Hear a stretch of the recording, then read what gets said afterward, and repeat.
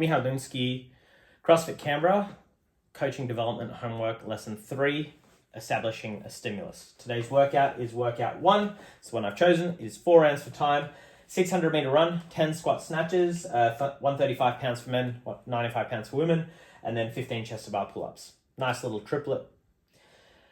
Now, with our 600 meter run, we're looking at anywhere between a 2 to 2:30 type pace. It just depends on how comfortable you are with a runner.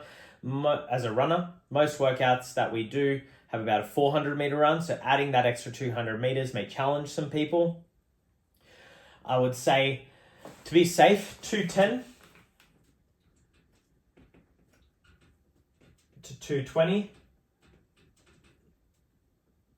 is about what we're going to see for the first round, at least on this run. And if that is pushing the tempo, I would say slow it down and try and get in every 2.5 minutes. Really utilize the run as an opportunity to try and breathe, control your breath, and refocus for the remaining rounds. Next exercise we come into is the squat snatch. So quite a highly skilled barbell movement, irrespective of weight. Trying to pull yourself under that barbell after a full extension.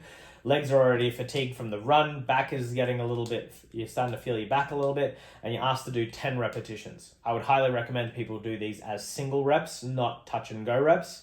That way you can focus on making sure you're getting into the same position every time, making sure you're hitting that depth and standing up with control.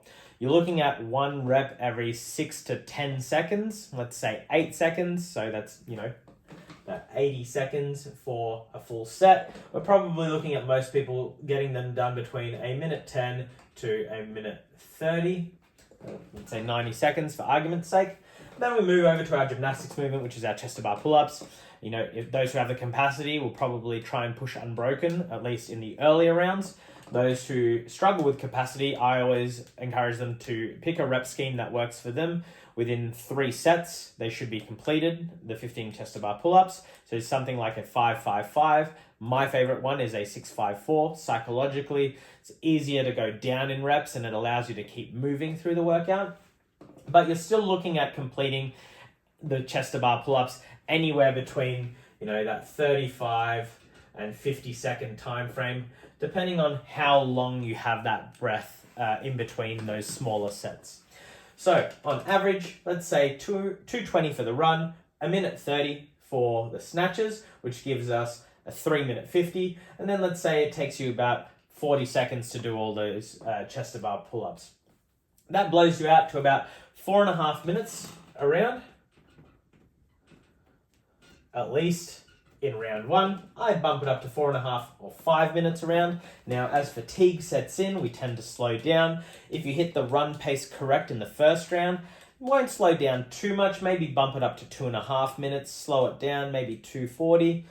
Then the squat snatches, if we're very systematic and very confident in our abilities, the time shouldn't change too much. You might have a little bit of a longer transition rest, but I'd still say a 90 seconds to a minute 40 is about right. And then the chest to bar pull-ups, this just depends on your grip and your maturity with them. Most of the time, if you break it up and you can maintain it, you're hitting the same tempo. But I'd say people would blow out to closer a minute by the last round. So if we go and increase the time frame that round 4 would take, I'd say anywhere between 5.5 to 6.5 minutes there.